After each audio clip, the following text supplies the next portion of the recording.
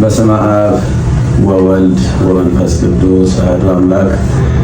በሀገር ውስጥና በውጭ ሀገር ያላችሁ የእግዚአብሔር ቤተሰቦች እንደምሰነበታችሁ ቃል ጌታችን ለአምላካችን ለመድኃኒታችን ለኢየሱስ ክርስቶስ የትንሣኤ በዓል አደረሳችሁ። እግዚእነ ኢየሱስ ክርስቶስ ዘኮነ ሰብአ ወመጠወ ርእሶ ለኩሉ ጌታችን ሰው የሆነው ጌታችን አምላካችን መድኃኒታችን ኢየሱስ ክርስቶስ ነፍሱን ለሰው ሁሉ አሳልፎ ሰጠ። አንደኛ ጢሞቴዎስ ምዕራፍ 2 ቁጥር 6።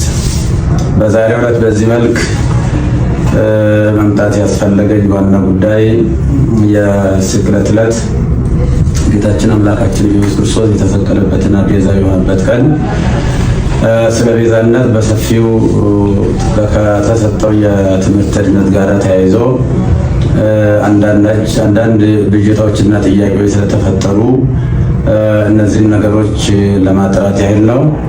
እንደሚታወቀው እንግዲህ ዕለተ ስቅለት ማለት ዕለተ ሪት ማለት ነው።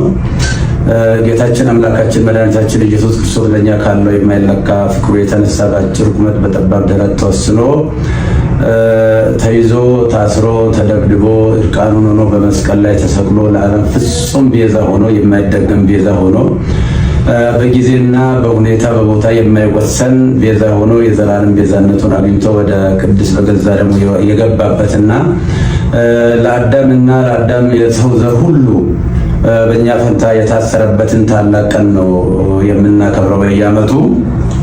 እነዚህ ሲተነተን ቤዛነት በአራት እንደሚከፈል ይታወቃል። ከዛም በላይ ሊሄድ ይችላል። በእርግጠኛ በአራት ብናይ በጣም ጥሩ ነው። የገንዘብ ቤዛ አለ፣ የቁስ ቤዛ ማለት ነው። የእንስሳ ቤዛ አለ፣ የሰው ቤዛ አለ። ዋናውና ትልቁ ግን የጌታችን የአምላካችን የመድኃኒታችን የኢየሱስ ክርስቶስ ቤዛነት ነው እና ይሄ ስለ ነገረ ድነት በሰፊው የሚሰጥበት ሰዓት እነዚህ ምንም ከቁስ ጀምሮ እስከ ሰው ያሉ ሁሉ ቤዛ መሆን ቢችሉ የጌታችን የአምላካችን የመድኃኒታችን የኢየሱስ ክርስቶስን ፍጹም ቤዛ ሊተኩ የማይችሉ ናቸውና በፍጡርና በፍጡራን መካከል ያለውን ቤዛነት ለመለየት በተለይም ጌታችን አምላካችን መድኃኒታችን ኢየሱስ ክርስቶስ ስለ ስርየተ ኃጢአት በመስቀል ላይ ተሰቅሎ በከፈለው ቤዛነት ስም ፍጡር ሊጠራ አይችልም በሚል የሰጠው ትምህርት ብዙ ምዕመናንን አደናግሯል። ከአውዱ ውጪ አንዳንድ ሰዎች ቃሉን አጣመው በመተርጎም ጦርነት በመቀስቀስ ህዝቡን በማነሳሳት በተለይም ደግሞ ደጋጎች ምዕመናንን በጣም አሳዝኗል። ከእመቤታችን ከቅድስት ድንግል ማርያም ጋራ እንዴት የፍጡር ቤዛ የለም ይባላል? ከገንዘብ ጀምሮ ከቁስ ጀምሮ ብዙ ቤዛዎች አሉ ብለው በመተንተን ነው ብዙ ጊዜ ሲወራ ሲነገር የነበረው። እኔ በሰዓቱ ስለ ቁስ ቤዛ፣ ስለ እንስሳ ቤዛ፣ ስለ ሰው ቤዛ ብዙ መናገር አላስፈለገኝም። ዋናው በመስቀል ላይ ተሰቅሎ ስለሱ ብቻ ነበር በሰፊ መናገር የነበረብኝና ምንም ቤታችን ቤዛ ዓለም ብትባልም የጌታችን የአምላካችን የኢየሱስ ክርስቶስን ቤዛነት አይተካም የሚል ቃል ብዙዎቹን ግራ ጋብቶ እንደነበር አስታውሳለሁ። እንኳንም እመቤታችን ቅድስት ድንግል ማርያም ይቅርና ድንጋይ ቤዛ ተብሏል፣ ወርቅ ቤዛ ተብሏል፣ ገንዘብ ቤዛ ተብሏል፣ ጫማ ቤዛ ተብሏል፣ ቆብ ቤዛ ተብሏል እና ከፈጣሪ በታች ከፍጡራን በላይ የሆነች እግዚአብሔር የመረጣትና ከአንስት ዓለም ሁሉ አልቆ አክብሮ ይፈጠራል እናትነት የመረጣት እመቤታችን ቅድስት ድንግል ማርያምን ከፍጡሩ ጋር እንኳን ልናወዳድራት አንችልም። አቻ የሌላት ወደር የሌላት እና ከእሷ ጋር በማጣላት በተለይም የተደረገው ቅስቀሳ በፌስቡክ እና በኦንላይን ላይ እንደሚደረገው ቅስቀሳ አይደለም። አንደኛ የኔ አስተዳደግም አኗኗርም በአጠቃላይ ህይወትም ከደብረ ሊባኖስ የወጣ ነው። እኔ የተክለ ሃይማኖት ልጅ ነኝ እና በዚህ ደረጃ ነገሮችን በጣም አግሎ ብዙ ምዕመናንን አስቀይሟልና እኔ ከትምህርት ቤት ጀምሮ በእመቤታችን በቅድስት ድንግል ማርያም በእንተ ስማ ለማርያም እያልን ድርቆሽ እየለመንን ኮሾሮ እየለመንን ቁራሽ እየለመንን ስሟን እንጀራ በልተንበታል ለብሰንበታልና ቤዛዊተ ዓለም ብለን በሰዓታቱ በሌላው መጻሕፍት በቅዳሴዋ በውዳሴዋ እየጻፍን እየተረጎምን እያስተማርን እንገኛለን። እኔ በግሌ ስለሷ ብዙ ሰብኬያለሁ። ስለሷ ወላዲተ አምላክነት በተለይም ንጻ ጠባይ ያላደፈባት ነውር ነቀፋ የሌለባት ኃጣዊ ያላገኛት እግዚአብሔር በንጽህና በቅድስና ከዓለም አልቆ የፈጠራት ከሁሉም አልቆ የፈጠራት አቻና ወደር የሌለባት እንደሆነች ብዙ ጊዜ በሰፊው ትምህርት ሰጥቼበታለሁ። መጽሐፍም ጽፌያለሁ። ያንን መከታተል ይቻላል። እኛ ብቻ ሳንሆን መልአኩ ቅዱስ ገብርኤልን ቡሩክት አንቲ እማንስ ወቡሩክ ፍሬ ከርሥኪ አንቺ ከሴቶች ሁሉ የተለየሽ ነሽ ብሎ ያደነቃትና ያመሰገናት ፈጣሪ ለእናትነት የመረጣት እናት ስለሆነች እንኳንስ እሷን ይቅርና ማንንም በክርስትና ለመናቅ አይቻልም። እኔ የወለደችኝ ውድ እናትን በእጅጉ የሚወዳት የማከብራት ነኝና እናትን የማከብር የፈጣሪውን እናት በምንም አይነት ተአምር ዝቅ አድርጌ የማይበት ምንም አንዳች ሁኔታ የለም።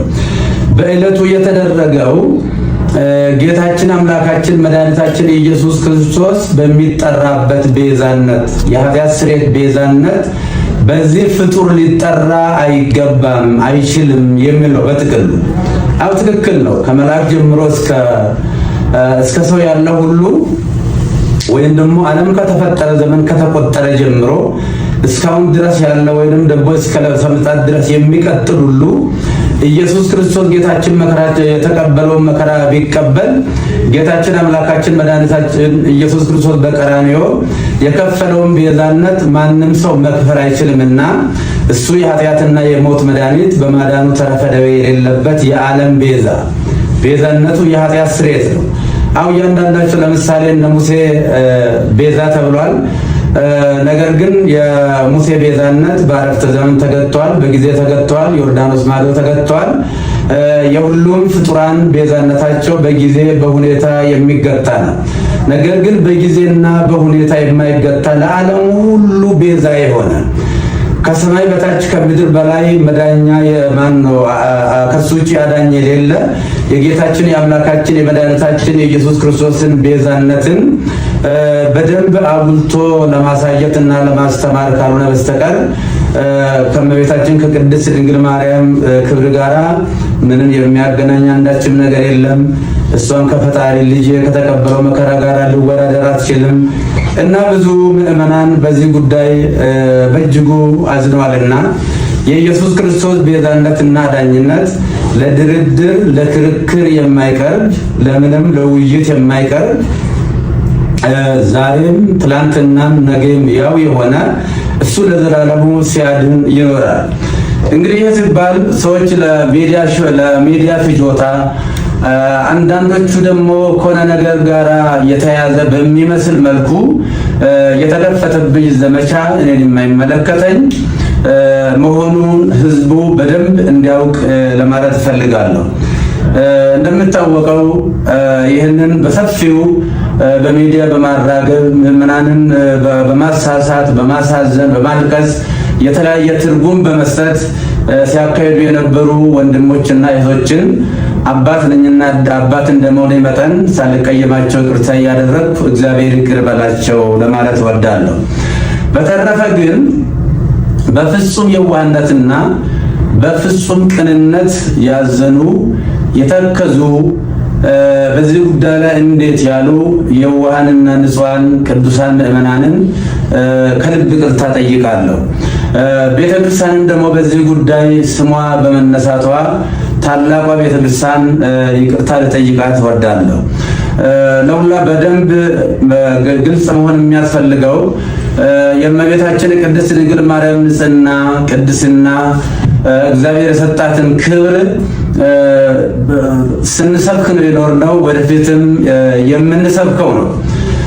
ለምሳሌ እመቤታችን ቅድስት ድንግል ማርያም እስራኤል ቀይ ባህርን ሲሻገሩ ውሃ ሳያረጥባቸው ጭቃ ሳይነካቸው በደረቅ መሬት እንዳሻገረው ሁሉ በብሉይ ኪዳን ጥንተ አብሶ ካለባቸው ወላጆቿ እሱ በመለኮታዊ ኪነ ጥበቡ ጠብቆ አስውቦ አሳምሮ የፈጠራት እጅግ ውድ ናለች።